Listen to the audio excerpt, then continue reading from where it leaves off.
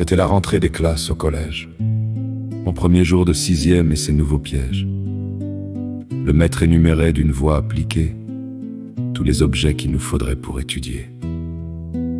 Des cahiers, des crayons, des livres pour l'année. Puis soudain un instrument vint à être nommé.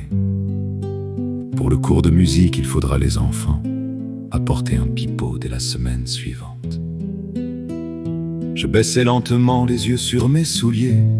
Mes poches comme toujours étaient vides à pleurer.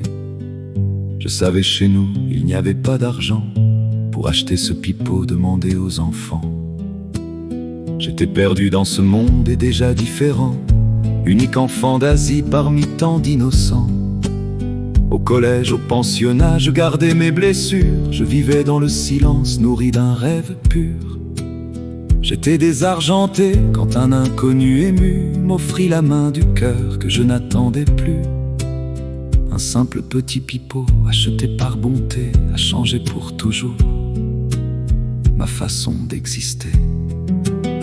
Quand la vie vous oublie au bord de son chemin, il suffit d'un regard, il suffit d'une main. Ce cadeau si modeste est resté dans mon cœur comme une lumière vive au milieu du malheur. Un inconnu ce jour remarqua mon chagrin et comprit ma détresse sans entendre un seul mot. Il demanda chez lui qu'on me tende la main, il m'offrit ce pipeau, le plus beau des cadeaux. Je reçus ce présent comme un trésor sacré, moi qui n'avais connu que l'ombre du rejet, et mes larmes coulaient sans pouvoir s'arrêter devant tant de bonté que je ne connaissais.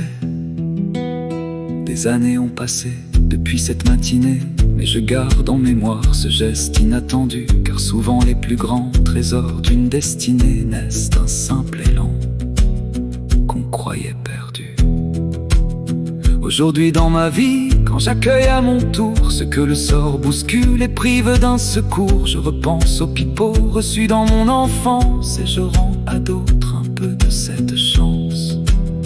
Un simple petit pipeau acheté par bonté m'a appris la valeur du mot fraternité.